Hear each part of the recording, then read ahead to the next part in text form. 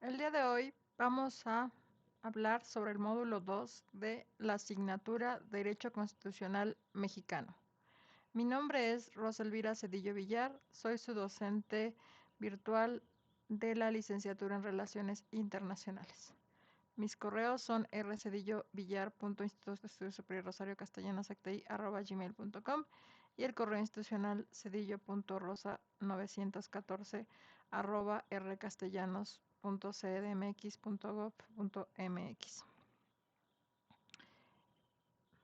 Primero, me gustaría recordarles el calendario. El módulo 2 comprende del 21 de marzo al 7 de abril. Una entrega a tiempo es antes del 6 de abril, una entrega con retraso es del 7 de abril al 12 de mayo. Nuestro curso concluye el 12 de mayo, por lo cual es importante terminar todas las actividades antes de el 11 de mayo. Los medios digitales de comunicación principalmente es a través del canal de YouTube, la plataforma y el mensajero. El módulo 2 se titula Constitución Política de México, elementos dogmáticos. En esta unidad, en este módulo, vamos a tener primero que realizar un foro de reforzamiento, es decir, escribir una opinión en no más de 4 párrafos sobre la bandera de los derechos humanos, estandarte de un Estado democrático de derecho. Es decir, una de las condiciones para saber que estamos en un Estado democrático de derecho es que se salvaguarden los derechos humanos. Esta es básicamente la tesis de este foro de reforzamiento. Entonces, en la parte dogmática de la Constitución Política de los Estados Unidos Mexicanos, nosotros podemos encontrar este conjunto de derechos humanos que se salvaguardan en todos los ciudadanos, ¿no? ¿Cuáles son las indicaciones? Primero, nos dicen que debemos revisar detenidamente el contenido del módulo 2, es decir, hay que revisar en plataforma el contenido del módulo 2. Después, ver el video titulado Reforma Constitucional en materia de derechos humanos que realizó el Instituto de Investigaciones Jurídicas de la UNAM. Una vez que hayamos revisado el contenido del módulo 2 y visto el video, es importante que se respondan las siguientes preguntas. Con la reforma del 2011 en materia de derechos humanos, ¿qué cambios establece la Constitución? O sea, ¿qué cambia en la perspectiva de las garantías, de la salvaguarda de las garantías en materia de derechos humanos? ¿Cuál es la diferencia entre derechos humanos y derechos fundamentales y garantías individuales, ¿no? O sea, hay que diferenciar derechos humanos, derechos fundamentales y garantías individuales. Después, con base en el incidente crítico, ¿cuáles son las obligaciones constitucionales en materia de derechos humanos de las autoridades para no violentar los derechos de Karen? Es decir, con base en el incidente crítico vamos a analizar el caso de Karen y después explicar cómo es que podemos defender los derechos de Karen con base en el artículo primero, que es todo ciudadano tiene derecho, digamos, a que se salvaguarden sus derechos humanos, sus derechos y garantías individuales, y el artículo 133. Entonces, tenemos que revisar tanto el artículo primero como el 133 para fundamentar de qué manera vamos a salvaguardar los derechos humanos y las garantías de Karen y a su vez entender la diferencia que existe entre derechos humanos, derechos fundamentales y garantías individuales. Todo esto lo tenemos que redactar en párrafos argumentativos. Mi sugerencia es que sean de 3 a 4 párrafos argumentativos. Haría un párrafo por cada pregunta, son 3 preguntas, y un párrafo de conclusión. Lo que se va a evaluar en este foro de reforzamiento de aprendizaje va a ser el manejo de conceptos, es decir, que sean capaces de definir qué es qué es un derecho fundamental, qué es un derecho humano y qué es una garantía individual. la confiabilidad y validez de las fuentes de información, es decir, que estén adecuadamente citadas las referencias, la retroalimentación que ustedes brinden a dos de sus compañeros y la comunicación escrita, es decir, que sus párrafos argumentativos se encuentren debidamente redactados. Ahora, también en este módulo se debe realizar una tarea auténtica. Esta tarea auténtica nos dice, los derechos humanos están basados en la libertad, justicia y paz en todos los rincones del mundo, postulados que se establecen en los diferentes documentos jurídicos normativos que dieron origen a lo que hoy en día conocemos como derechos humanos. A fin de entender de dónde vienen y hacia dónde van los derechos humanos, en este mundo de constantes cambios y transformaciones y en un mundo cada vez más desigual, México llevó a cabo en junio de 2011 una reforma constitucional en materia de derechos humanos y amparo, la cual ha sido fundamental y trascendental en el ejercicio de los derechos de los mexicanos. Estos temas se estudiarán justamente en el módulo 2, ¿no? Entonces, entender cuáles son las implicaciones de la reforma en materia de derechos humanos que se implementó a partir de 2011. Ese es el objetivo de la tarea auténtica. Ahora, ¿qué se va a hacer en esa tarea auténtica? Revisamos las indicaciones. Elaborar un organizador gráfico. ¿Cuál va a ser el producto final? Un mapa conceptual o un cuadro sinóptico, en el que destaques los elementos centrales de la parte dogmática de la Constitución Política de los Estados Unidos Mexicanos. Es decir, ustedes van a tener que revisar los primeros 29 artículos, que se llama parte dogmática, pero en estos se establecen las garantías individuales y los derechos humanos fundamentales. Entonces, después, considerar los siguientes puntos en tu documento. Vinculación de la reforma en materia de derechos humanos del 2011 y México ante la Corte Interamericana de Derechos Humanos. Para esto, ustedes ya debieron de haber visto el video sobre la reforma de 2011. La relación entre tratados internacionales y principios constitucionales. ¿Cuál tiene más prioridad para proteger y procurar los derechos humanos? Recuerden que es importante que en este momento manejen que la ley suprema, como ya se vio en el módulo 1, en nuestro país es la Constitución, pero de manera supletoria se pueden aplicar los derechos humanos en caso de que, digamos, algún aspecto no se tenga contemplado y los tratados internacionales se encuentran al mismo nivel que la Constitución. Añade una breve reflexión sobre la relación de estos elementos centrales de la parte dogmática de la Constitución y la relación con el incidente crítico de la asignatura, es decir, el incidente crítico versa sobre los derechos humanos. Incluye las fuentes de consulta y citas en formato APA, guarda tu archivo en formato PDF con la siguiente nomenclatura, sube tu archivo al espacio correspondiente para que sea evaluado y retroalimentado por tu docente. Entonces, mi sugerencia es que utilicen Canva para realizar su mapa conceptual o cuadro sinóptico y citen de forma adecuada las fuentes. La discusión central básicamente implica que ustedes conozcan estos primeros 29 artículos de la parte dogmática de la Constitución y digamos cómo estos 29 artículos, que son garantías, se pueden, digamos, revisar desde un enfoque de derechos humanos.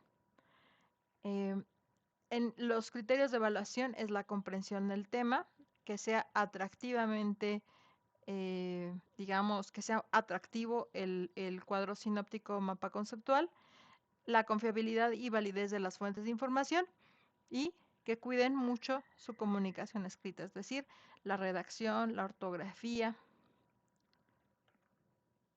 Ahora, en este módulo vamos a ver, primero vamos a volver a revisar el incidente crítico, después la Constitución de 1917 y su contenido social, derechos humanos y derechos fundamentales y sus garantías, principios constitucionales en materia de derechos humanos, las obligaciones constitucionales de las autoridades en materia de derechos humanos, mecanismos de protección de los derechos humanos, reforma en materia de derechos humanos y amparo de junio de 2011 y el cierre de la unidad.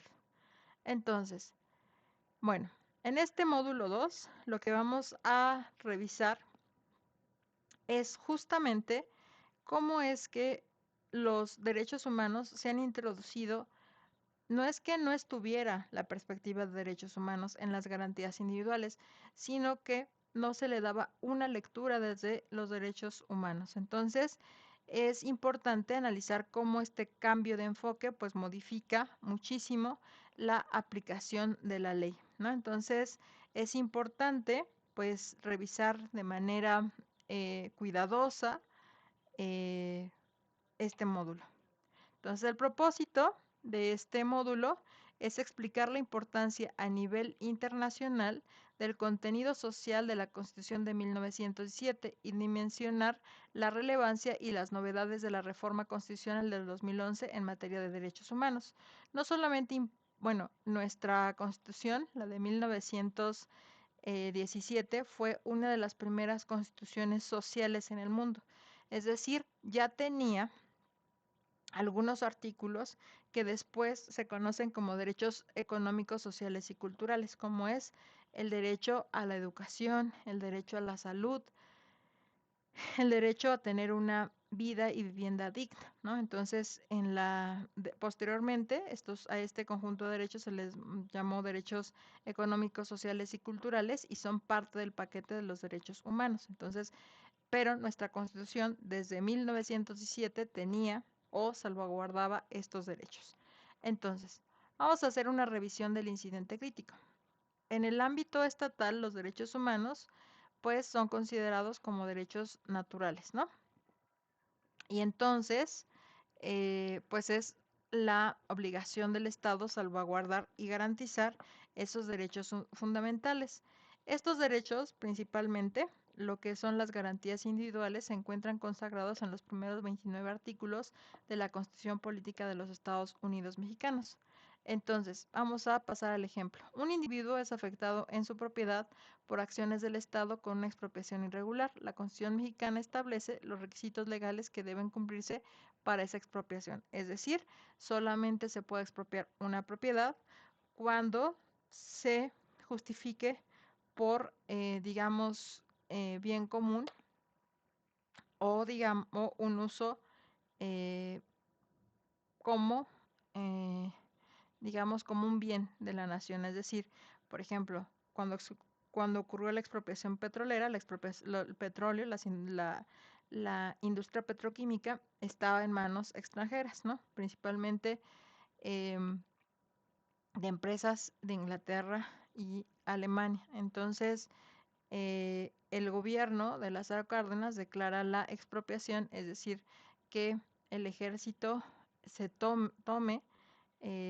las empresas y cuando se hizo la expropiación se les retribuyó a las empresas de estos países para que el control de estas empresas, o sea, de lo que después fue Pemex, de este bien público, en este caso el petróleo, quedará en manos de los mexicanos y a partir de eso se construyó lo que se conoce como petróleos mexicanos. Entonces, solamente se justifica una expropiación en términos de que sea por el bien público, pero esto no quiere decir que se les va a quitar sin que sea, digamos, recompensado a partir del pago o intercambio, digamos, por otro bien, esta expropiación. Entonces, por ejemplo, cuando se han expropiado por la construcción de presas terrenos de algunos ejidatarios, se compensa con tal vez se les otorga otra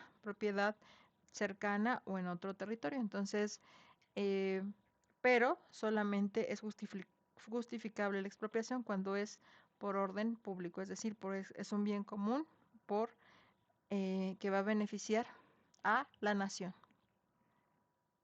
En caso de que esto no pase, pues se tiene que ir a la Corte Interamericana de Derechos Humanos para señalar que esta expropiación es injustificada por parte del Estado. Entonces, la Constitución de 1917 tiene un contenido social en al menos 3 artículos, pero digamos, bueno, son más que estos 3 artículos, ¿no? El primero es el artículo tercero, que habla sobre el derecho humano a la educación.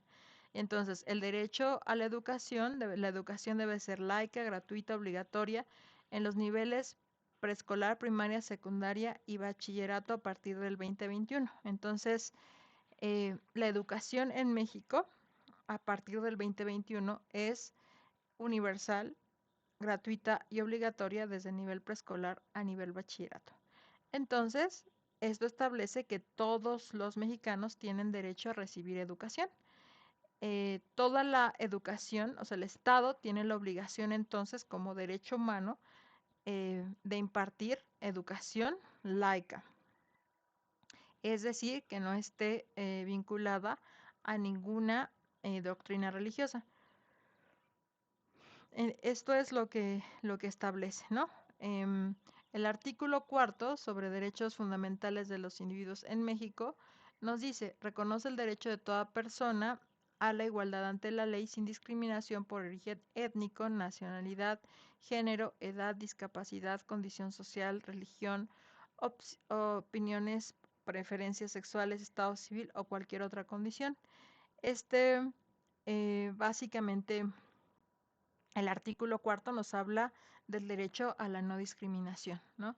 Es decir, ninguna persona puede ser discriminada por color de piel, por su idioma, por sus condiciones de vida, sus condiciones, digamos, su capital cultural, ¿no? Entonces, este derecho establece que toda persona tiene derecho a decidir de manera libre, responsable, ¿no? Sobre el espaciamiento y el número de hijos. También establece, pues hablamos sobre, este se relaciona con el derecho al aborto, es decir, todas las personas, incluidas las mujeres, porque a mucho tiempo se les restringió este derecho, tiene la posibilidad de decidir sobre la cantidad de hijos, sobre si quiere tener hijos o no, es decir, es libre de decidir sobre su propio cuerpo y también el ejercicio de su derecho a la sexualidad. Entonces, también el cuarto constitucional salvaguarda el derecho humano a la protección de la salud, es decir, todos los mexicanos tenemos que sentir, digamos, y no solamente sentir, exigir que se proteja el derecho a la salud, ¿no? Entonces, el cuarto constitucional garantiza el derecho a un trabajo digno y socialmente útil como con una remuneración justa y también, por ejemplo, este cuarto constitucional señala que las personas se pueden mover a lo largo del territorio de manera libre, es decir, a menos que hayan cometido algún delito, pero si no, todo ciudadano mexicano se puede desplazar de manera libre a través del territorio nacional. Entonces, en este cuarto constitucional quedan establecidos los derechos sexuales y reproductivos, el derecho a la salud, el derecho a un trabajo digno, adecuadamente remunerado y con seguridad social, y también el derecho a la no discriminación. En artículo 123 se reconoce el derecho de los trabajadores a condiciones dignas y justas de trabajo, establece la jornada máxima de trabajo como la de 48 horas, es decir, 8 horas diarias por 6 días con al menos un día de descanso, eh, y que se pague un salario mínimo digno basado en una canasta básica, que tenga derecho a la sindicalización, a la organización, garantizar que no deben de trabajar menores de edad en algunos en algunos empleos, disculpen, establece la creación de tribunales laborales para resolver los conflictos entre trabajadores y empleadores. Por ejemplo, todas las juntas de conciliación y arbitraje en materia laboral, pues entran dentro de este marco jurídico, ¿no? Entonces, todo esto lo regula el 123. El 123 tiene dos apartados, el apartado A y el apartado B. Un apartado se encuentra para los patrones privados, es decir, las pequeñas y medianas empresas en México, que su seguridad social la ven con el Instituto Mexicano del Seguro Social, y el apartado B es todos los trabajadores del Estado, es decir, todos los trabajadores que forman parte de esa organización administrativa de la burocracia estatal que trabajan y el empleador es el Estado. Entonces, en este caso, el que provee la seguridad social es el Instituto de los Trabajadores al Servicio del Estado, ¿no? El ISSSTE. Entonces, también si no existiera este artículo 123 ni la seguridad social, junto con la seguridad social va aparejado el derecho a la vivienda. Toda persona que trabaja también tiene el derecho a una vivienda digna. Y uno de los derechos de los trabajadores es cotizar para tener un fondo para comprar alguna vivienda, ¿no? Entonces, eh, bueno, la Constitución primero es un reflejo de la sociedad de 1917. Entonces, México ha sido una sociedad desigual y se buscó, digamos, proteger a las personas más vulnerables. Por eso es que aparecen estos derechos sociales, ¿no? O sea, que parecieran que México protegía de manera previa, antes de esta llegada del enfoque de derechos humanos, estos derechos sociales, ¿no? Como son la salud, la educación, un trabajo digno. eh, y esto, pues, se ve en la Convención tanto de Aguascalientes como el Congreso Constituyente de Querétaro, que se da entre 1916 y 1917. Entonces, en En 1917 en Querétaro, Venustiano Carranza promulga la Constitución y esta Constitución consta de 9 títulos y 136 artículos, ¿no? La primera parte, pues, o sea, que se conoce como dogmática o del artículo 1 al 29, establece los derechos sociales, porque busca garantizar las condiciones de vida digna de todos los ciudadanos que viven en territorio mexicano. Los derechos sociales buscan lograr que todos los individuos vivan de manera plena, se abatan condiciones de vulnerabilidad y promuevan el bienestar social. Entonces, por eso mucho el enfoque de la protección del derecho de la movilidad, del derecho a la educación, derecho a la salud, derecho a la vivienda, derecho a un trabajo digno, ¿no? Para garantizar los derechos sociales es necesario contar con una política social estructurada que incluya la participación de personas en desventaja. Es decir, nuestra Constitución establece que hay situaciones de desventaja en la población y entre la población mexicana, ¿no? Entonces, una de las tareas del Estado es justamente abatir esas diferencias y lograr que todas las personas en el Estado pues tengan una un bienestar mínimo y mejores condiciones de vida. Entonces, tenemos en los derechos humanos, derechos fundamentales y sus garantías. Primero tenemos la parte orgánica de la Constitución y entonces esta sección detalla la división de los poderes, lo que ya les mencionaba, ¿no? La división de legislativo, ejecutivo, judicial y cómo se organiza el Estado, la administración del poder, ¿no?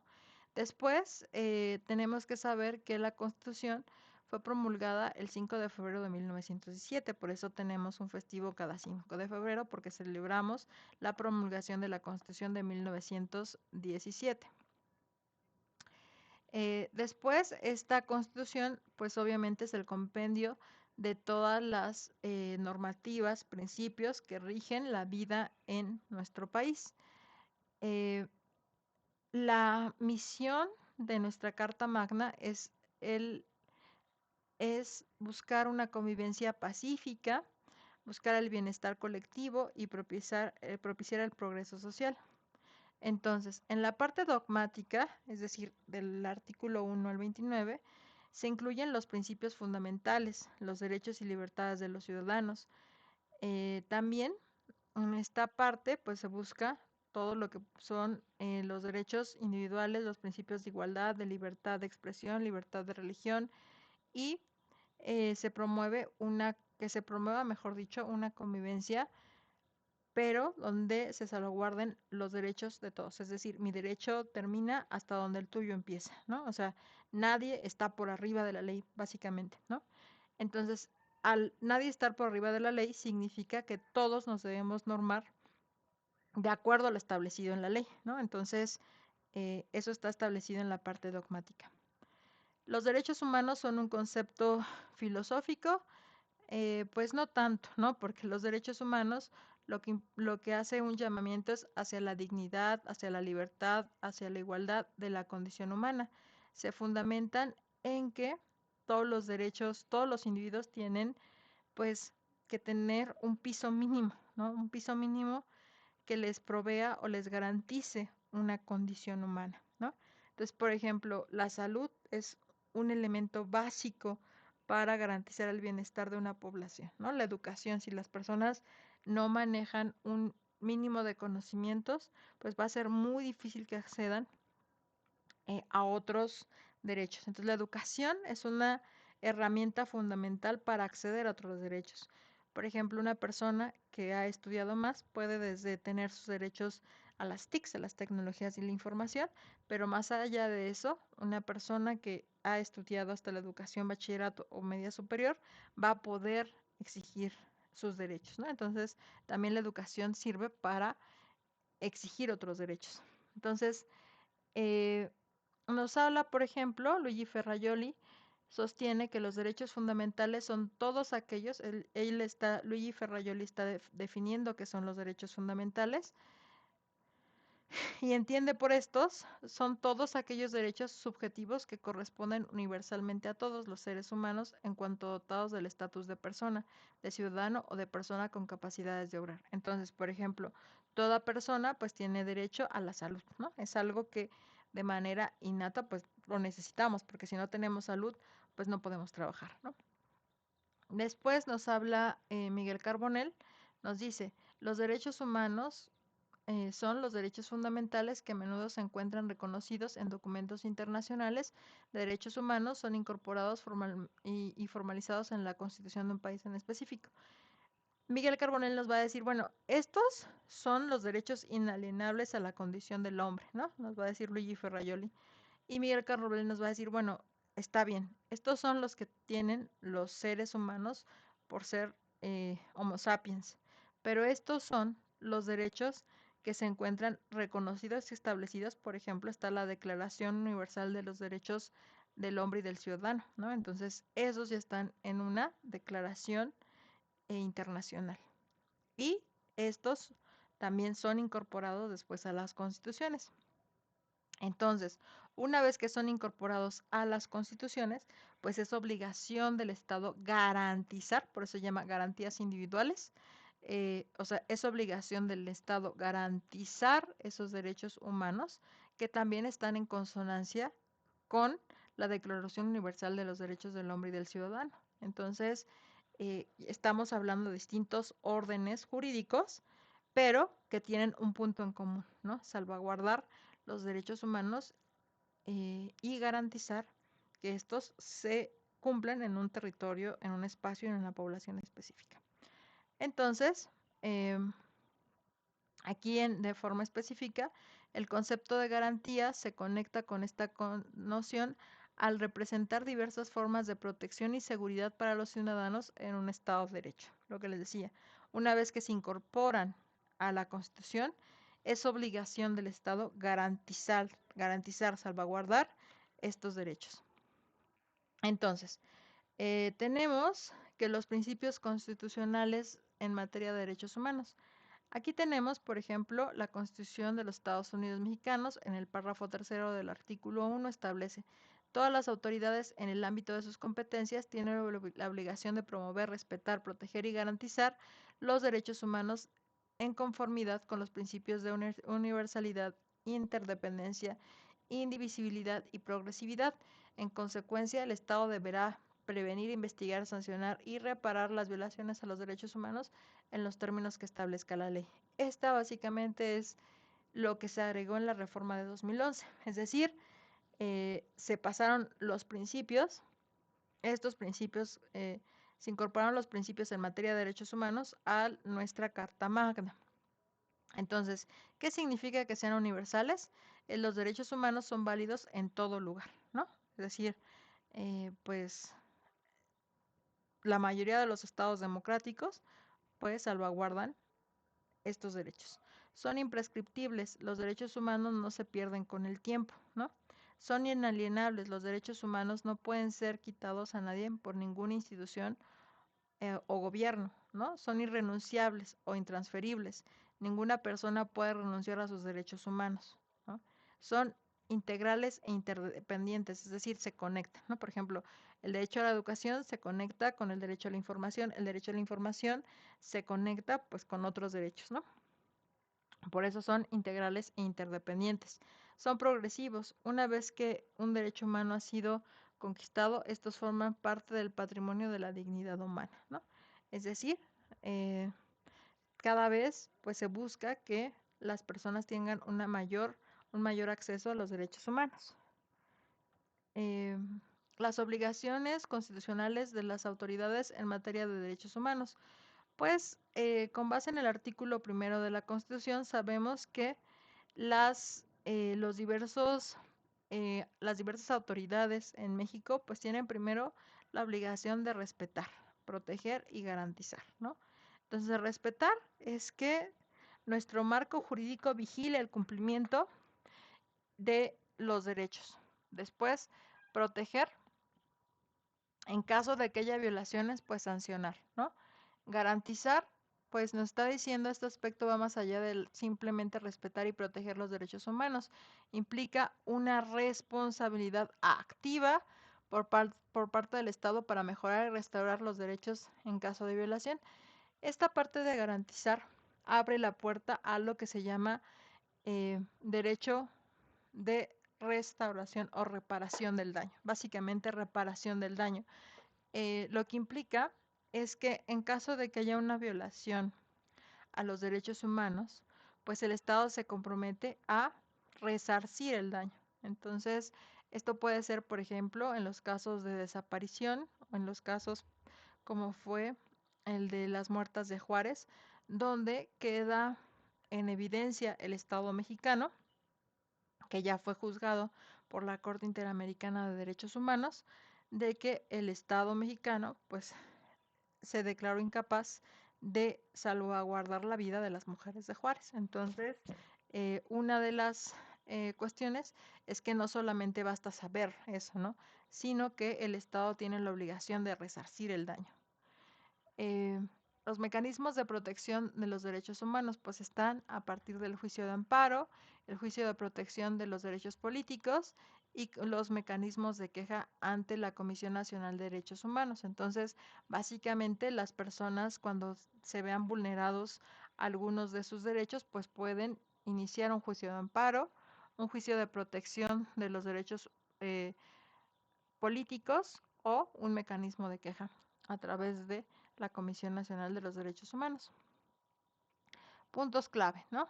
Tenemos mecanismos jurisdiccionales. ¿Esto es qué quiere decir? Es el juicio de amparo y a través de este pues se presentan demandas donde el juicio de amparo básicamente sirve cuando, o se utiliza mejor dicho, cuando hay una figura de autoridad que, eh, digamos, hizo algo inadecuado cuando se exacerbó en sus funciones, es decir, cometió alguna, eh, alguna resolución o algún acto administrativo donde se extralimitó en sus funciones y esa extralimitación de las funciones pues afectó a un ciudadano o a un conjunto de ciudadanos. La controversia constitucional es un juicio que resuelve la Corte cuando uno de los poderes, órganos autónomos o niveles de gobierno consideran que una norma, acto u omisión invaden su esfera de competencia vulnerando el orden constitucional.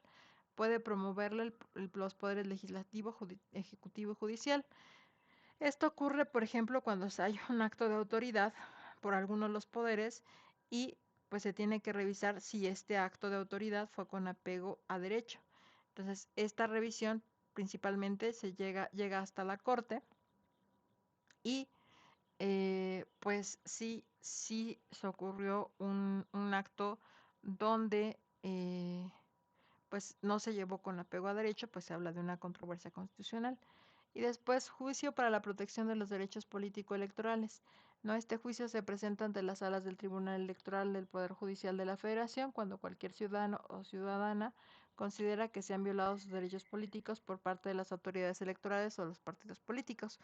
Actualmente, por ejemplo, muchos de estos juicios se llevan a cabo cuando, pues, ustedes saben que recientemente se aprobó la ley de las mujeres por una vida libre de violencia. Entonces, en esta ley garantiza que haya mayor equidad en, digamos, los cargos públicos, que al menos se garantice que haya una equidad en términos de que tanto mujeres como hombres participan en condiciones igualitarias, ¿no? Entonces, cuando se violan estos derechos políticos de las mujeres, pues se puede llevar a cabo un juicio para la protección de los derechos políticos y electorales. Los mecanismos jurisdiccionales. Aquí, como vemos, es el mecanismo de queja. Cuando los ciudadanos sientan que se ven violentados sus derechos humanos, pues pueden promover una queja ante la Comisión de Derechos Humanos y solamente se llevarán a cabo cuando se justifique un abuso de poder, ¿no? Y se identifique el derecho humano violentado. La reforma en materia de derechos humanos y amparo de junio de 2011, ¿no? Pues básicamente, como lo vimos anteriormente, en el artículo primero, pues se plasma esta reforma, en donde nos dice, bueno, pues los derechos humanos van a tener que estar equiparables con lo que son las leyes internacionales, pero también esas leyes internacionales están en consonancia con lo que está plasmado en la Constitución, ¿no? Y esto hace que todas las garantías que habían sido plasmadas en la Constitución de 1917, pues fueran revisadas y reinterpretadas, pero ahora desde un enfoque de derechos. Esto ha asegurado el respeto, la protección, la garantía y la promoción de los derechos humanos en todas las personas en México. Independientemente de su nacionalidad, la reforma impactó en 11 artículos constitucionales. Primero, que es lo de el principio de no discriminación. El tercero, el derecho a la educación, el derecho a la salud, el 15, el 18, el 29, el 33, el 87, el 97, el 102 y el 103. Todo esto fortaleció así el reconocimiento y la protección de los derechos humanos en el país. Entonces, básicamente, en donde se vio afectado este enfoque, o digamos cómo este enfoque nutrió a lo que establece en la Constitución en los artículos primero, tercero, 11, 15, 18, 29, 33, 89, 97, 102 y 105. Entonces, ¿cuáles son los cambios significativos? La inclusión de todos los derechos humanos que ya habían sido, digamos, establecidos en los derechos, en los tratados internacionales como derechos constitucionales, ¿no? Entonces, el reconocimiento del derecho a una audiencia para las personas extranjeras en casos de expulsión del territorio nacional por parte del presidente de la República, la habilitación de la Comisión Nacional de los Derechos Humanos eh, para proteger también los derechos laborales y obviamente los derechos humanos, la obligación de las autoridades de aplicar el principio pro persona al interpretar las normas de derechos humanos, es decir, salvaguardar la integridad de las personas o de los ciudadanos, lo que implica priorizar la norma o interpretación más favorable a la persona, ¿no? La exigencia para todas las autoridades sin excepción de cumplir con 4 obligaciones específicas: promover, respetar, proteger y garantizar los derechos humanos, ¿no? Entonces, esto, por ejemplo, en materia de juicio de amparo, pues básicamente un juicio de amparo se lleva cuando una autoridad se extralimita en sus funciones que están completamente establecidas en la ley, y entonces, si se extralimita, pues no está cumpliendo con el objetivo de promover, respetar, proteger y garantizar los derechos humanos. Entonces, bueno, básicamente esta es el módulo 2. En esta vimos básicamente, conocimos los conceptos teóricos fundamentales que integran el universo de derechos humanos en México, analizamos la relevancia de la Constitución de 1907, que ya tenía un contenido social, comprendimos la diferencia entre derechos humanos, derechos fundamentales y garantías, ¿no? Los derechos humanos están establecidos, digamos, los derechos fundamentales son inalienables a la condición de ser humano. Los derechos fundamentales se encuentran ya establecidos en los tratados internacionales y las garantías individuales pues son esos derechos humanos que ya se integran a la Constitución, ¿no? Entonces, la relevancia del artículo primero, el principio de la no discriminación, y el artículo 133 constitucional y su impacto en la recepción de tratados internacionales, es decir, poner al mismo nivel los tratados internacionales y la Constitución, siempre y cuando, o sea, la Constitución siempre va a ser nuestra ley suprema, pero también cuando en nuestra Constitución no tenga un vacío legal o digamos no esté adecuadamente regulado, los tratados internacionales entran al mismo nivel que la Constitución de manera supletoria, ¿no? Entonces, básicamente, esto es lo que revisamos en el módulo 2. Gracias.